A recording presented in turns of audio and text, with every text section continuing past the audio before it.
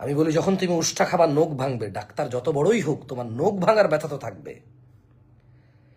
Doctor যত বড়ই হোক, ব্যান্ডেজ যতই করে দেখ, তুমি তো বাসায় বসে থাকতে হবে ভাইয়া।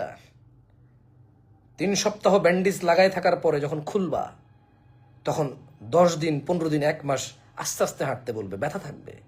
শীতকাল আসলে ওই ব্যথা টনটন টনটন টনটন করবে।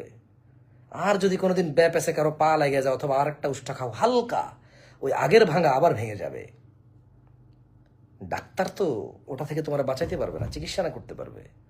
সো যেই পরিস্থিতি নিজে তৈরি করেছো তা তো তোমাকে ব্যথিত করবে, because you are the responsible.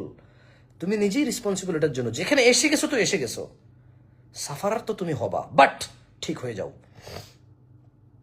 আমি যেটা বলতে চাই সেটা হচ্ছে যেখানে আসো থামো, যেখানে আসো থামো।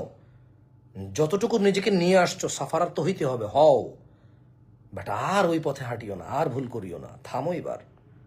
আগেরটুকু সাফারিং হও, করো, যা হয় আল্লাহ মাফ করুক, আল্লাহর কাছে ক্ষমা চাও। আর যে পরিস্থিতি নিজেকে ফেলাইছো, দুঃখ কষ্ট যা আসে সবর করো, তবে আর ভুল পথে হাঁটিও না। আজকের দিনে জীবনটা আছে, হায়াত আছে, বেঁচে আছো। আসমান আর জমিন সমান গুনাহকে নেকিতে পরিবর্তন করার সুযোগ আছে। থামো এবার।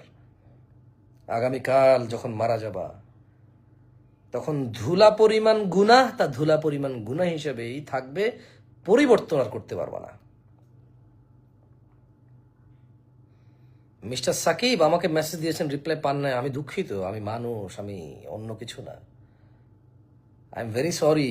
আমার বিরক্ত লাগে এখন মেসেজ খুলতে। 2, 4, 5টা 20টা যদি আসতো দেখতাম। 12,000 প্লাস পেন্ডিং, আমি কয়টা দেখবো? এক একজনে 50 লাইনের প্রশ্ন লেখে।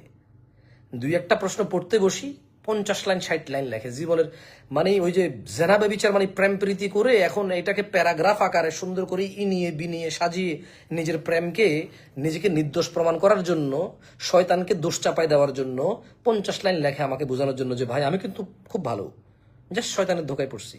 এগুলো বোঝানোর জন্য 50 লাইন লেখে ব্যাখ্যা, তারপরে যা প্রশ্ন করে। বিরক্ত লাগে এখন আমার, শুধু প্রশ্ন করে না কেউ। তারপরে যদি কেউ প্রশ্ন করে, প্রশ্ন যখন অ্যান্সার দেই, আবার মেসেজ দেয়, পেন্ডিং থেকে যায়, শেষ করা যায় না। আরে ভাই একটা প্রশ্ন করছেন, প্রশ্নটার অ্যান্সার যদি না পারে দিবে না, যদি কেউ পারে দিবে। দেওয়ার পর যদি আপনার বুঝে আসে আলহামদুলিল্লাহ, যদি না বুঝে আসে, আপনি যদি কনভিন্স না হন আরেকজনকে জিজ্ঞেস করতে হবে, কারণ এই লোক তো এই অ্যান্সারে দিছে, তো এটাই পারে।